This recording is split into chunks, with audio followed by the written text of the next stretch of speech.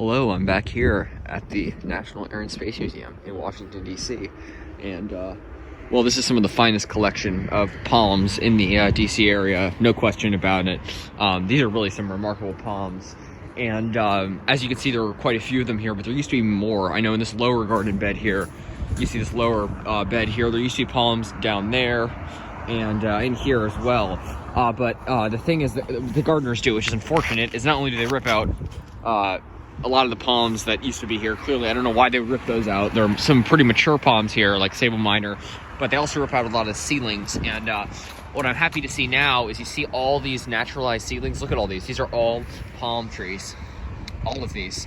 Those are all palms there. Let me look for some more. Those might be palms there. And you can see over here, more palms. Look, here, there, there, there, and there, and there. So these are all little palm trees that are coming up, and I've actually taken some seedlings here before because there are just so many of them, and unfortunately the gardeners have a tendency to rip them out. Hopefully they'll leave these ones here. I don't know why they would rip them out because they're such I think it's so cool to have naturalized palm trees here in DC. I mean, wouldn't it be awesome if they just naturalized in all these garden beds? And I believe there used to be some in that bed over there. I don't know why they were ripped out, but I'm glad to see that they're naturalizing here, and at least for a little bit they haven't been ripped out. So you can see this looks like some dwarf palmetto, and look at this. That is actually pretty rare, where you have the palmate leaf already starting to form on this palm. So that's pretty cool. These are little seedlings.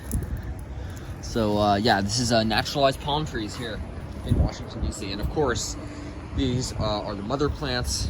You can see pretty incredible stuff. Looks like they cut the leaf stalk off that one. But you can see big leaves opening up. I just wish I could have a Sabal minor this big. I mean, isn't this remarkable? Look how big these Sabal minor are. It is a field of Sabal minor here, a sea of them. And look at all of them. I mean, I don't even know how many individual plants there are, but there are tons. So you can see this just like field of Sabal minor. Then you go over here, and I used to think this was a Sabal minor, but this is actually a needle palm in here. This tallest one, this is, I believe, the third tallest needle palm I've ever seen. So the biggest one is, of course, at the Arboretum.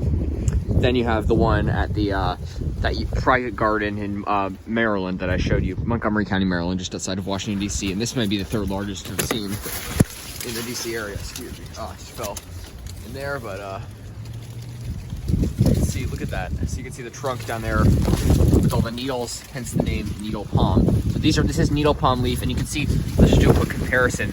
You can see how much like more green. This is like a bright green color, and this is a very dull, almost grayish, bluish tinge to it. So this is needle palm, Sabal minor leaf here. So you can really see the difference in color between the two. So that's among other things a good way to tell them apart. And of course, needle palms have these hairy, needly trunks, and you can see the trunks here. So they are clumping palms, and they develop typically short clumping trunks, and with lots of offshoots produced.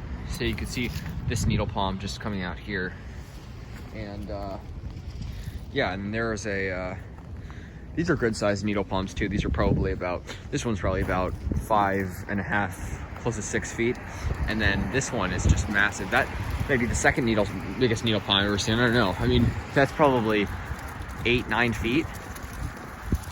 I mean, that's a big needle palm. So and then you can see all the musabaju stumps just chopped down, as is typically done in colder areas where they sort of tend to rot away in the winter, and people think that's an unattractive look. I mean, I guess it kind of is. So people chop them down, but you most certainly do not have to, and you can also protect them, which can keep them green for at least longer periods of time. So you can see there used to be all sorts of palms in this garden bed area, and it's pretty barren. Looks like they ripped them out. I don't know why they would do that. Looking for some seedlings here, but I don't see too many. Here, maybe a little bit. Anyways, I'm here. Here's a few seedlings here. there. But anyways, I'm here at the National Aerospace Museum, and like I said, I believe these are some of, if not the finest single collection of palms in the DC area. I mean, I've seen some big palms. There's in Sterling, Virginia, there's a windmill palm planted in 1994 in a garden in Sterling, for those of you who don't know, just south of DC. It's a suburb of DC. That, I believe, may be the biggest windmill palm in the DC area. I don't believe it's ever been protected. It's up against a house, like it gets protection from, wind protection from the house, just as this, all of these palms, and specifically this one because it's so tall, gets wind protection from this giant building here. This is the Aerospace Museum. So I think that's part of the reason that contributed to this palm's success.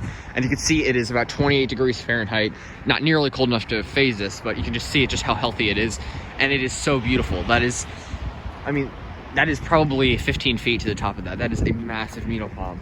I mean, that is, and I mean, for those of you who don't know DC's weather, DC gets cold, and too cold for windmill palms typically, because a lot of them die, but this one has just thrived, not even just survived, it's thrived. And I'm so impressed with this palm's success. And I'm stumbling upon a lot of seedlings here now. Look at all these. So let's hope that the gardeners don't rip this out and that they continue to thrive and grow. So anyways, this may be the single finest collection of palms in one area in the DC area. I mean, look at all of the palms here. Stretching from down there to this remarkable windmill palm. I'm so pleased it's done so well, and so pleased it's still here after all the windmill palms that have died. This one is just doing so well. Look at that trunk, look at that trunk. So nice and fibrous, and some people defiber them, but the fiber, you know what, it's there probably to provide insulation, and it's clearly there for a reason. All things have evolved for a reason, and I believe that especially in a colder area like this, I would never take the fiber off. It just gives it less of a chance of surviving here, or their odds of survival here already aren't that great. This one is magnificent, never protected, planted in the year 2000, so this is a over 20-year-old palm. And you can see the leaves up there, the crown, just beautiful and towering above me. I mean, that is at least 15, maybe 17 feet to the top of that. That is such a big palm, such a big palm tree. So yeah, the difference between palm and palm tree, well, it's not really a clear difference. It's just that some people consider, palm trees as palms develop trunks, but of course, pretty much all palms develop trunks. You can see these clearly have trunks, and so do some of these Sabal minor here. Let me get a nice trunking one here. Like, look, like those are clearly little trunks.